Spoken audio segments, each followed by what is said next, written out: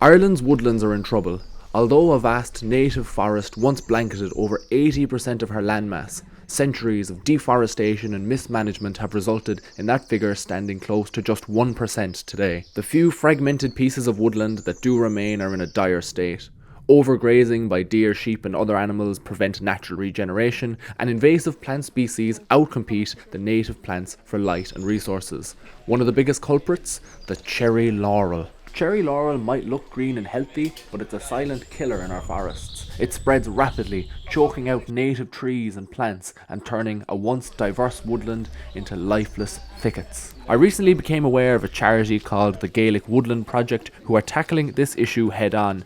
When I heard they were doing cherry laurel removal days at the start of this month, I volunteered for both the Saturday and the Sunday. I decided to document this weekend with this here film of all of us volunteers as we head into this ancient woodland to remove as much of this invasive species as we can and help give Irish native trees a fighting chance. I travelled up on Friday night with my friend Michal, so we were both bright-eyed and bushy-tailed for the induction on the following Saturday morning. After we had all arrived, everyone introduced themselves, we did a few stretches and headed off into the woods for a biodiversity talk before hacking our way into that cherry laurel. I met with the founder of the Gaelic Woodland Project, Owen Connaughton, and asked him if he could tell me a little bit about the project. Diagwich, hello. My name's Owen. I'm with the Gaelic Woodland Project. We're a community of people that we go into forests and we remove cherry laurel, which is an invasive shrub, and we turn it into firewood, which we give away to people for free. And we also raise funds to buy land to return to nature forever. So we're out here today in Lisnava House, turning this decades-old cherry laurel infestation into a load of firewood to keep the hearth going during the winter. The woodlands here in Lisnava were planted on the estate several hundred years ago. As a result of this, we get to enjoy looking at some beautiful native trees such as these oaks stretching into the canopy. As well, there were some interesting non-natives to be seen, like these gigantic beech trees towering above us. Unfortunately, it's in estates like this that you will also find cherry laurel. The plant is native to regions around the Black Sea, and it was introduced to Ireland in the 16th or 17th century as an ornamental plant for estates, gardens and hedging. Wealthy landowners favoured it because it was evergreen, fast-growing and provided excellent privacy. Although we now know how damaging this plant can be for biodiversity, it's still available for sale. Gaelic Woodland Director Oisin O'Neill had some interesting insights into this issue. My name is Oisin. I'm one of the directors here with the Gaelic Woodland Project, and part of our campaign outside of the practical work is we're trying to get cherry laurel banned from sale, because the problem is that cherry laurel, unlike rhododendron, Himalayan balsam, giant rhubarb, is still available for sale in shops. And those other plants, those other invasive species, are all banned because they're on the third schedule of the European regulations, which are to do with invasive species. But cherry laurel is still not on this list, despite the fact that it's the second most common shrub found in Irish native woodlands, aside from rhododendron. So what we're doing is we're advocating for legislative change. We put in a report to the Dáil in August last year, and we're writing articles and putting the information out there, and we're really trying to push with the help from the National Biodiversity Data Centre and other organisations and bodies to put cherry laurel onto this third schedule, which would then prohibit it from sale, which would stop it from spreading throughout the Irish countryside and becoming invasive in native forests such as this. So that's a big part of what we're doing, and it's all about spreading awareness. So if you see cherry laurel for sale in the garden centre, don't buy it. Remember, it's a highly invasive plant. To delve a little deeper into cherry laurel being an invasive species, like Oisin mentioned there at the end, an invasive plant is a non-native species that spreads rapidly and causes harm to the environment. These plants often outcompete native species by growing faster, reproducing aggressively, and lacking natural predators or diseases that would otherwise keep them in check. Invasive plants can disrupt ecosystems by crowding out native plants, reducing biodiversity. They can also harm wildlife by replacing food sources or altering habitats. They can affect soil and water by changing nutrient levels or increasing erosion. And as well as this, they're very difficult to control because they spread so rapidly and can regrow from small fragments or cuttings. Cherry laurel in Ireland is a prime example. It forms dense thickets that prevent native trees and plants from regenerating, making forests much less diverse and much less healthy. For reasons that I'm assuming are due to insurance, Home Tree uses exclusively hand tools to remove rhododendron. We were given a lobbers and some pruning saws to remove the laurel. We spent the morning familiarising ourselves with the plants and the techniques for removal by just removing some of the smaller branches and limbs. Santiago is an Dom. I'm one of the directors of the Gaelic Woodland Project, and what we're doing here is separating the cherry laurel bits into what is brush that's going to be left just there to suffocate itself and become a habitat for little animals and so on from the forest, and whatever is loggable, like this one here, we will put in a separate pile and set to dry. So that in less than a year or so it'll be dry enough that it can burn, and it's a great way to do something very useful from an invasive species. So that's the main reason why we're doing this work. This weekend also marked the beginning of Seachtain na Gaeilge here in Ireland. That means Irish Language Week. Although my Irish is quite poor, Táimig Fólam, I am learning, so it was lovely to be able to listen to the Gael Góri, that means Irish speakers, and pick up a few words here and there. There's a profound connection between the land and the language of its people, and speaking Irish is an important part of the decolonising process. What we're doing here is, this is my group, we're all Gael Góri, and we're here as part of this mehel this weekend. Is a special mehel because it's also Seachtain na Gaeilge. So what we're doing is we're having a mehel, which is the Irish word for community work day, and we're doing it as much as we can through Irish. So this morning we had a biodiversity walk which was led by Owen, the founder of the Gaelic Woodland Project. He showed us some native flowers and plants, and we learned the Irish names for them, some beautiful names, the crumkeen, the daffodil, and lots of beautiful plants anyway. And so what we're doing here is we're removing this stand of cherry laurel. It's a very dense stand, and what happens is the sunlight can't penetrate through and it can't reach the herbaceous layer, so none of the native plants can grow.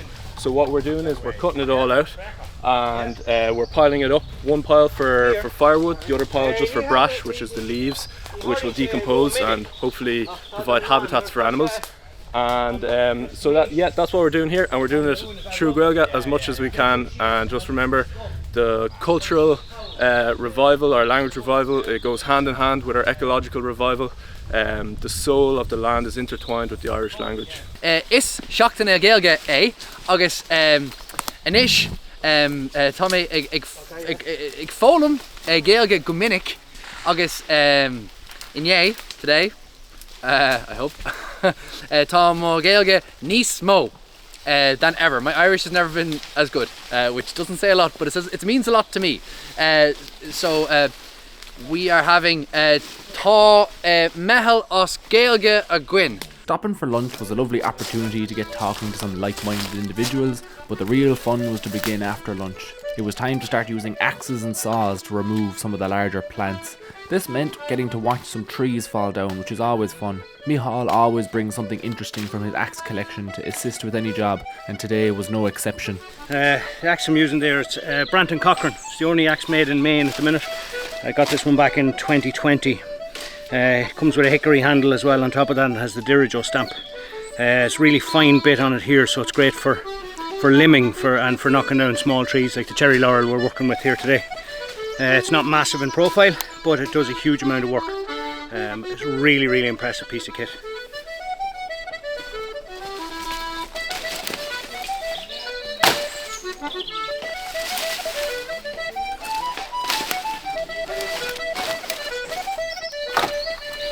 We stayed chopping and hacking for another few hours, and I also had the wonderful opportunity to teach people how to use the crosscut saw that I had just recently restored. We stayed going until about 5 o'clock, and then we retreated back to the house for a good long chat, a bite to eat, and Micheál decided to pull out the box and give us a tune.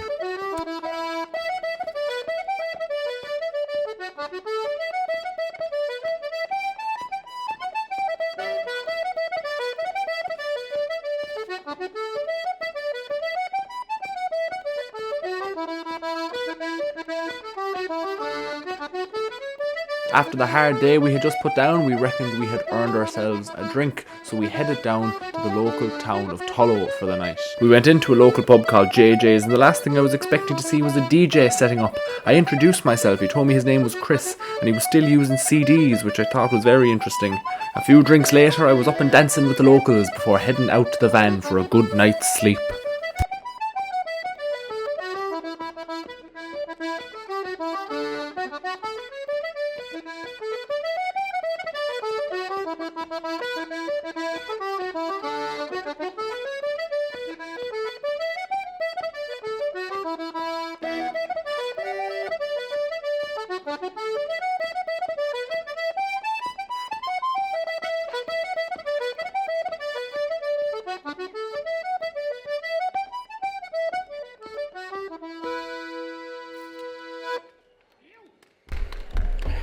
Hey!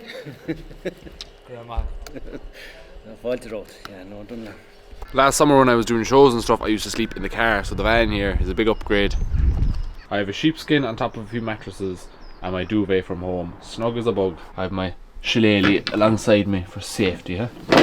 Right, it's morning 2 now. I was hoping to get some aerial footage of the house on the drone, but I got her up in the sky, got a bit of footage of the house, and then it just kind of spun out and crashed into the ground. So no drone footage. It's a shame. It's a lovely drone.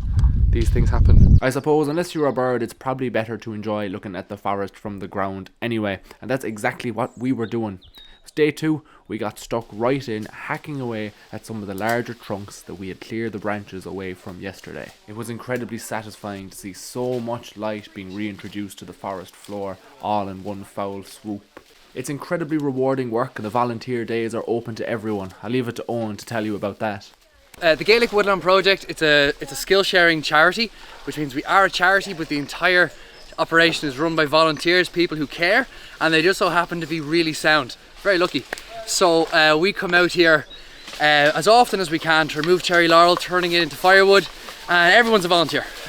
We're welcoming to anybody and everybody who wants to get into nature, connect with the land, and we call them a Quaeve Norn a Quilch More, guardians of the woodland. The website is www.gaelicwoodlandproject.com. You can donate there. We have a fund that we use to buy land to create nature reserves. That entire fund goes towards buying land. Then we have our mail. So you can sign up there. There's lots of information on the cherry laurel. You can sign our petition. All our contact information is there. But we're also very active on the Instagram. On the Instagram. I'm showing my age. On the social media. So you can look at Instagram, Gaelic Woodland Project. And we also have a LinkedIn as well, which is very professional. So follow us. Hi brother, would you mind? I've been following you. Putting this one off with a branch to the left. Filming you, filming me, filming Filming us, you, filming me. filming everything. So you gotta film it all. We planted some native wildflower seeds in the areas that we had cleared of cherry laurel and danced a little Kaylee before going home. The work being done by the Gaelic Woodland Project is truly inspiring. It's a testament to what passionate and dedicated people can achieve in the fight to restore Ireland's native woodlands. Their efforts in removing invasive species like cherry laurel and giving native trees a chance to thrive are invaluable, but on such a small scale, it's only a drop in the ocean. Unless this patch of woodland is carefully managed, the cherry laurel will be back just as strong in only a couple of years. The biodiversity crisis we face is far too big for a handful of volunteers to tackle alone. If we want to see real change, we need communities across Ireland, every county, every parish, to come together with the same energy and commitment. Over the next decade, large-scale action is needed to remove cherry laurel, restore native habitats and ensure the survival of our ancient woodlands. Without widespread effort, our forests will continue to decline, but with collective action, we could reclaim and protect Ireland's natural heritage for future generations. I can sincerely say that this weekend was some of the most fun I've had in a long time. It was great meeting some really interesting people, having some lovely conversations about nature and wildlife, all the while getting stuck into a nice decent bit of work. I've already signed myself up for the next volunteer meeting, and I'd advise you to do the same. Regardless of when you're watching this, you should check out the website and see when the next volunteer day is, and get out there for yourself. Have a bit of fun. I'd like to extend a huge thank you to all the organisers and to the house itself for providing us with lovely scones and brownies on our lunch break. And of course, thank you to you, the viewer. I hope you enjoyed the video, and I'll catch you in the next one. Slán go fóill.